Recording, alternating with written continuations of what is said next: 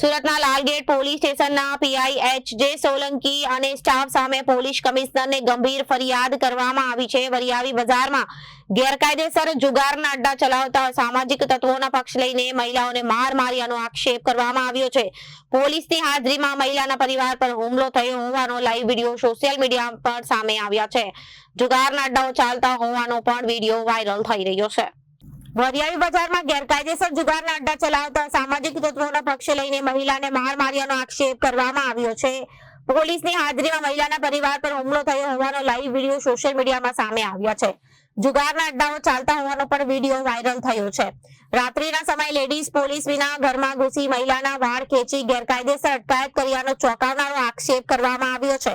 ઘટનાનો વિડીયો ઉતારતા મહિલાના 14 વર્ષના દીકરાને પીઆઈએ 6 થી 7 તમાચા મારી મોબાઈલ ઝૂંટવ્યાનો દાવો પણ કરાયો છે।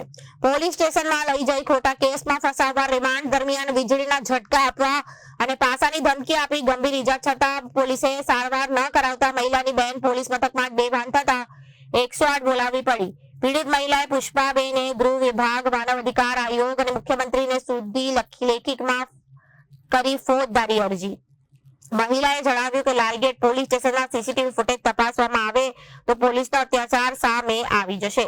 રક્ષક જ ભક્ષક બને તો ક્યાં જવું, તેમ કહી ભયભીત મહિલાએ ગૃહ રાજ્યમંત્રી અને સીપી પાસે કડક પગલાંની માંગ કરી છે। તમારું નામ? પુષ્પા। શું બન્યું છે? અમારા સાથે 6 તારીખે અમારા પર અસલમભાઈના કહેવાથી મોહસિન માયાએ હુમલો કરેલો હતો।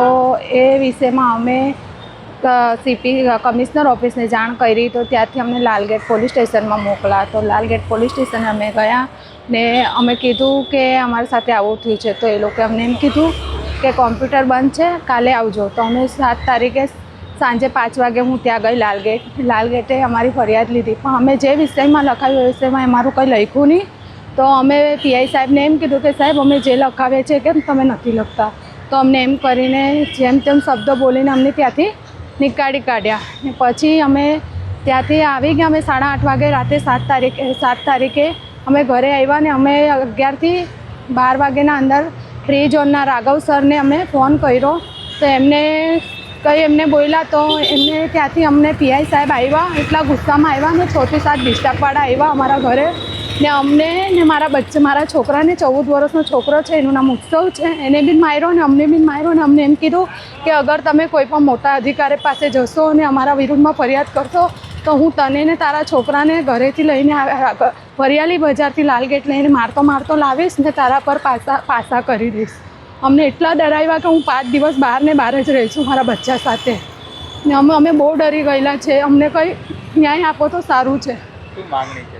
અમારી હર સંઘવી પાસે ને કમિશનર સાહેબ પાસે એ માંગણી છે કે અમારા 14 વર્ષના દીકરાને માર્યો છે ને અમને અમારા ઘરે અમે કયા ગુનેગાર છે કે અમને ઘરે આવીને જે અમારા રક્ષક છે એ જ અમને ઘરે આવીને મારે છે ને અમને ધમકાવે છે।